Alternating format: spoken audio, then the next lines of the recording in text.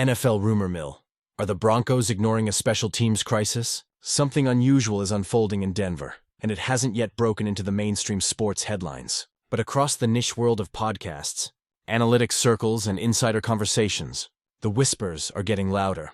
The Broncos may be walking straight into a special teams disaster, and doing little to prevent it.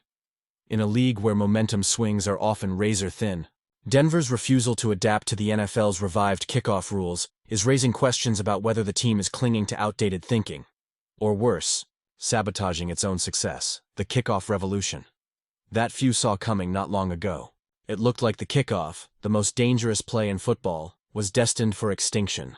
In 2024, sweeping rule changes sought to reduce violent collisions, shifting the game towards safety and what many considered predictability. Kickoffs became routine. Touchbacks, forgettable.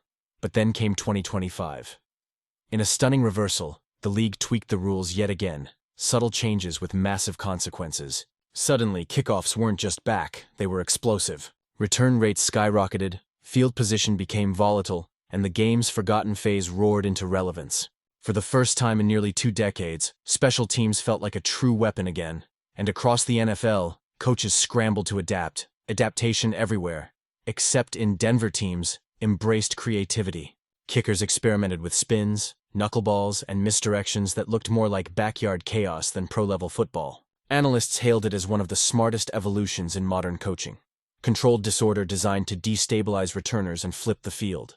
But Denver? They stuck to the basics. Head coach Sean Payton and special teams coordinator Darren Rizzi stayed rigid, drilling old-school, predictable kicks. Analysts have been blunt.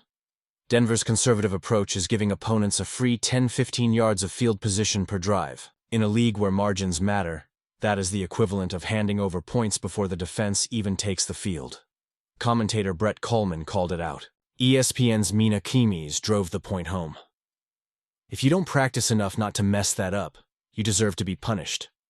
For Broncos fans, punished isn't just a word. It's a warning. Payton understands the stakes. So, what's happening? The mystery isn't whether Sean Payton knows what's at stake. He does. He's spoken about how kickoff strategies could reshape the coin toss and even alter game theory itself. Yet Denver's playbook shows no sign of adaptation. So the question is why?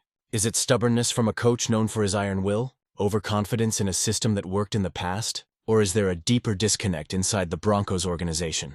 The numbers don't lie. In 2024, Denver ranked 10th in touchbacks with 70. This year, they're on pace for just 16. That isn't a dip. It's a collapse. The Eagles test. A crisis point looms. And now comes the test that could expose Denver's flaw for the world to see. In Week 5, the Broncos meet the Philadelphia Eagles, arguably the league's most innovative special teams unit. Philadelphia has embraced the chaos, weaponized unpredictability, and turned the new kickoff rules into a competitive edge. Former linebacker Chad Brown posed the uncomfortable question. In the biggest situations in the game, which team steps up and which team shoots themselves in the foot? Right now, Denver looks perilously close to firing at its own toes. More than special teams? A cultural battle inside Denver. To some insiders, this is about more than kickoffs. It's about organizational culture. Payton's refusal to pivot here may signal a larger issue, a reluctance to embrace analytics, modern strategies, or even the input of his assistants. If that's true, the implications go far beyond special teams. It could be a symptom of deeper cracks in the foundation of Denver's season. Your turn, Broncos country. So, what do you think? Is Sean Payton gambling on outdated tactics at the expense of his team? Or is there a deeper plan unfolding behind the scenes, waiting for the right moment? This is where you come in. Broncos country has always been one of the most passionate fan bases in the NFL, and your voice matters here. Drop your take in the comments. What you see, what you believe, and what you fear.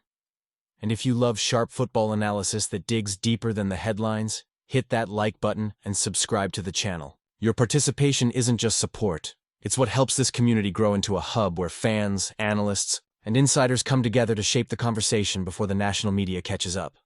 Because this isn't just about kickoffs. It's about whether the Broncos are quietly unraveling, and whether the rest of the NFL already knows it. Confidential hot take. Don't say you weren't warned. Say you weren't warned.